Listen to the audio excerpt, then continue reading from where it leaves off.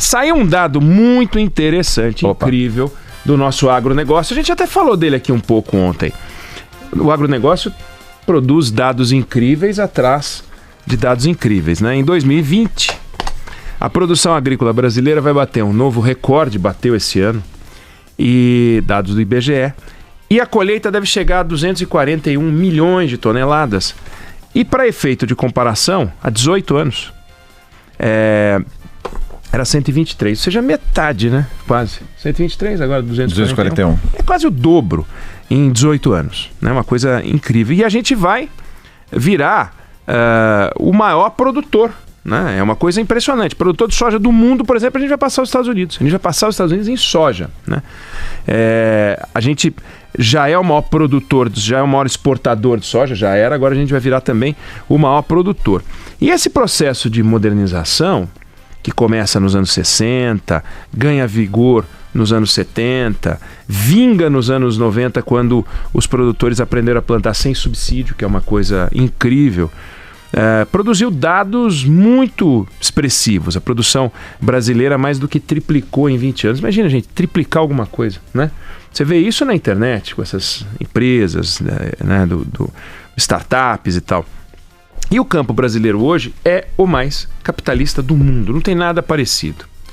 E é uma coisa interessante, porque quando a gente pensa em empresa, a gente pensa sempre em linha de montagem.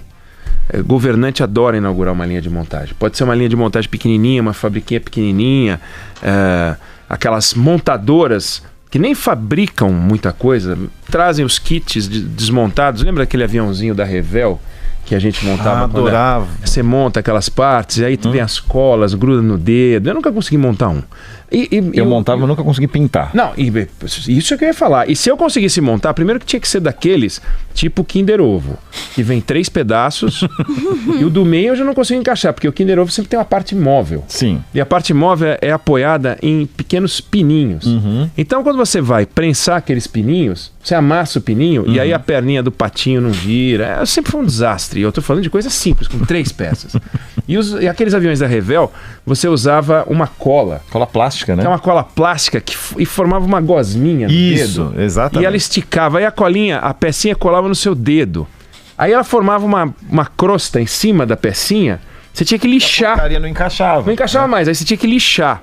Eu nunca consegui fazer isso. E tem outra coisa, aí você ficava bravo, porque ela grudava no seu dedo e tentava sair, aí ela voava, e não era uma peça grande, então ia pra debaixo da mesa, você nunca mais achava. Ela era essencial, né? Essencial. Se aquilo o avião não... Sempre era principal. Não, sempre era principal. É um desastre. Eu sempre fui muito ruim nisso. Mas tem muita empresa, muita indústria que faz isso. Né? Montadoras, junta umas coisinhas, cola e tal. Mesmo assim, o governante vai inaugurar, temos uma nova linha de montagem, etc. O campo fica meio como um patinho feio, sabe? O campo é aquela coisa do patinho feio. Só que é esse patinho feio que faz coisas incríveis. Se você pegar na história da humanidade, o que o campo produz, quer dizer, o campo hoje alimenta 7 bilhões e meio de pessoas e não conseguia, tem 1% de pessoas passando fome, e há 150 anos tinha 10% de pobreza, era uma coisa inacreditável, né? Bom, se você pegar nos últimos 60 anos, a população mundial dobrou e a produção de comida quadruplicou. Pô, é inacreditável o que a gente conseguiu ver no campo, isso de um modo geral. Nos países mais avançados, você tem um trator onde tinha 4 animais puxando arado, essas coisas. A gente sempre teve uma vocação agrícola, mas o que a gente produziu de lá para cá, do país da vocação agrícola, como a gente falou ontem, até o país da roça, né? Virou uma coisa incrível. 4 décadas, nos Estados Unidos a produtividade em 4 décadas dobrou, no Brasil multiplicou por 4. Produção total quintuplicou. O valor dos grãos exportados aumentou por 10. Nós estamos produzindo do nada. É uma coisa realmente incrível, né? E a gente começou a bater recorde atrás de recorde. Eu gosto de um dado que eu já falei aqui, mas eu realmente fico impressionado. Em 1975, a região que a gente chama de Cerrado, né, produzia 500 mil toneladas de soja. Hoje produz mais de 50 milhões de toneladas de soja. É um aumento de 100 vezes, né? É uma coisa absurda.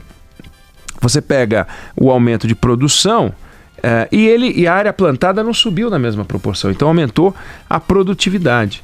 E é tão incrível isso, porque quando você olha a estrutura política que tem por trás do agronegócio, considerado o Ministério da Agricultura, dado que a gente já discutiu aqui em outras ocasiões, o Brasil teve de 74 para cá 36 ministros da Agricultura. 36 ministros da Agricultura. O tempo médio de permanência é 1 ano e pouco. Ou seja, não é pelo ministro da Agricultura que vai. Essa aí até é muito boa. Teve o Blairo Maggi, que é muito bom.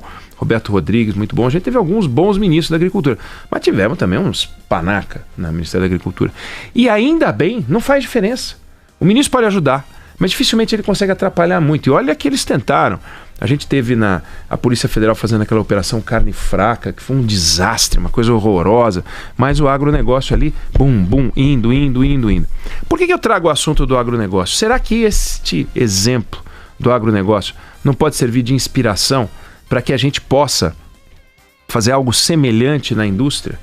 Porque quando a gente fala em indústria no Brasil, o que vem à mente? A gente lembra da Embraer, a gente lembra da Ambev, a gente começa a lembrar de um ou outro setor, mas é difícil a gente listar setores de ponta. Assim, a gente pode falar sobre o milho, a soja, cana-de-açúcar, a gente pode falar sobre suíno, a gente pode falar sobre ave, a gente pode falar sobre bovino.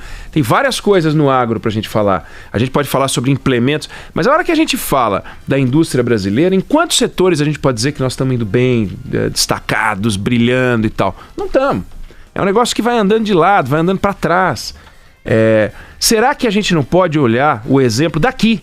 Ontem a gente falava da educação, vamos olhar o exemplo coreano, mas a gente tem um exemplo aqui de capitalismo, de abertura de mercado, de integração, de pesquisa, de novos ingredientes, de novos insumos. E é uma revolução tão impressionante que foi o capitalismo do campo, e não a polícia, e não o exército, e não a política fundiária, que acabou com o MST. O MST, cadê o MST hoje fazendo aquele barulho? Não é mais o que era. Tinha um apoio oficial no governo? Tinha. Mas o MST no governo Fernando Henrique, o MST antes, era uma coisa infernal.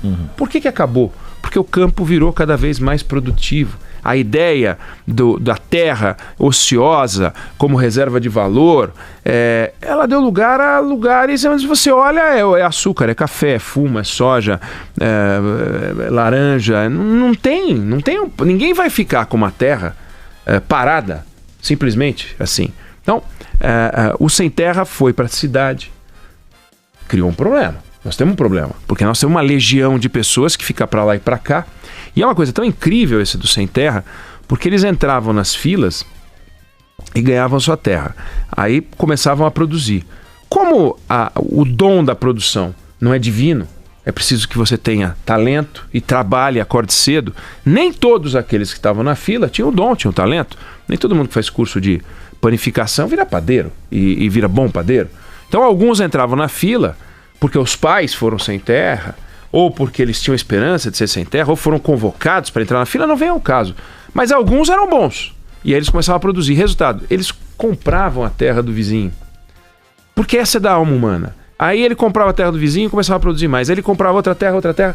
E aqueles que vendiam a terra saíam de lá. Resultado, iam entrar em outra fila. Ou uma fila de pessoas dependentes em outra área e tal.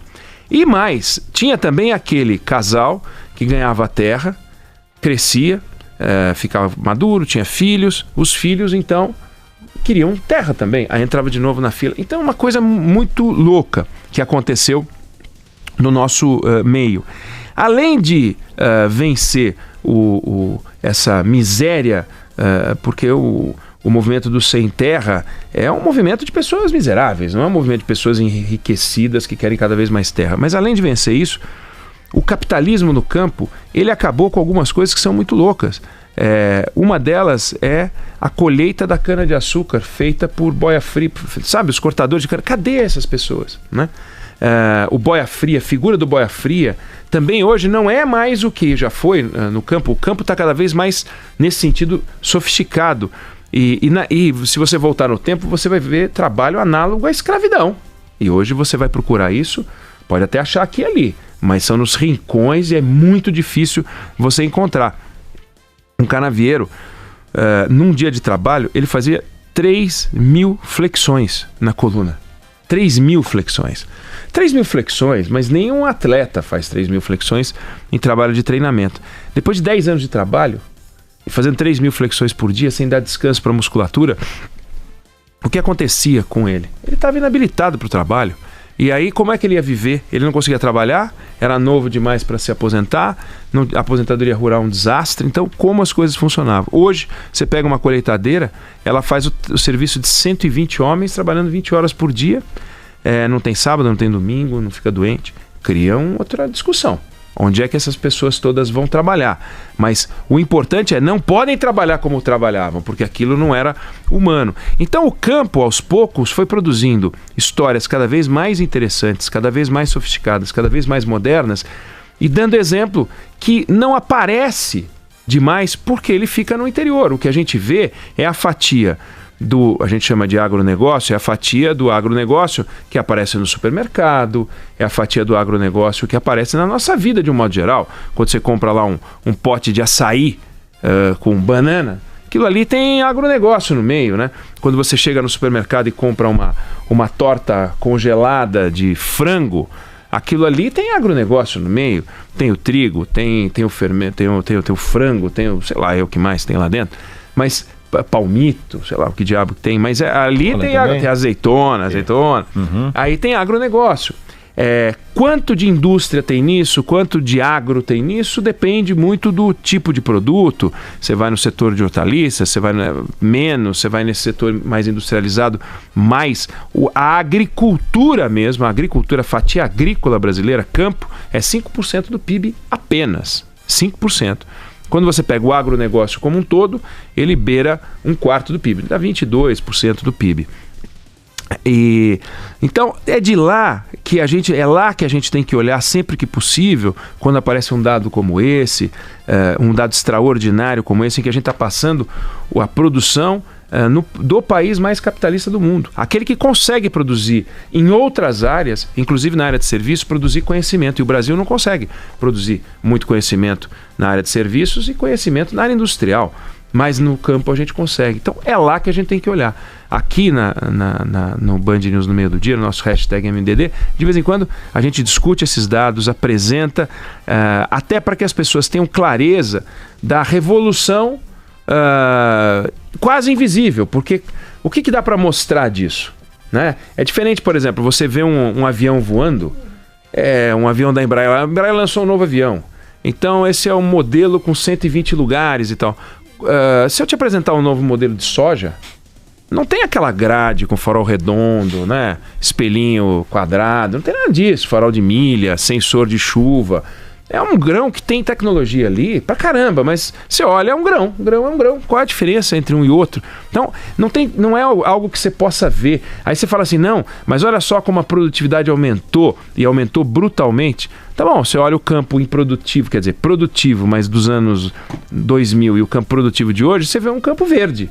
Aí você fala, não, mas você não percebe que nós estamos tirando mais grãos por hectare? Não dá para perceber. Não dá para perceber. Aí você colocar um monte de saco também, não dá para perceber. Daí porque é uma revolução invisível. A revolução industrial, ela não é invisível, ela é visível. Ela é muito transformadora no nosso modo de vida. Então, aqui eu estava tentando abrir o meu tablet e travou e tal. Você não vai ver um milho travar, né? Então, não tem muito... Não é tão sensível assim. As pessoas não ficam impressionadas. A gente fica impressionado com a viagem espacial, a gente fica impressionado com o carro elétrico, a gente fica impressionado com essas tecnologias, smartphones, 5G. Só que todas essas tecnologias, de alguma maneira, elas estão no campo. A internet hoje, o campo são uma coisa só. O georreferenciamento, os sensores desses aparelhos. Já falei aqui, você entra numa colheitadeira, pega um piloto de avião, de Boeing, dá a chave da colheitadeira, aquela chave que vem com a perninha de coelho, sabe aquela... com o chaveiro da patinha de coelho. Sim. E fala, vai lá, liga esse negócio e desloca 1 metro. O cara não desloca, um piloto de Boeing, não consegue. Porque é um negócio tão tecnológico. Você olha, se vocês procurarem na internet, procurarem as colheitadeiras mais modernas que tem, você olha aquilo, é um cockpit de avião. né, com várias câmeras, tem câmeras variadas, e tem também umas telas e várias alavancas e sensores e tal, tudo para ir corrigindo o solo conforme vai colhendo e tal. Então tem uma grande transformação. E esse dado que saiu hoje é absolutamente extraordinário. A gente dobrou praticamente em 20 anos, a gente fez uma produção inacreditável, estamos conquistando e viramos de patinho feio do mundo no agronegócio, o grande personagem do agronegócio, razão pela qual a gente tem que cuidar muito disso, que é nosso bem mais precioso hoje.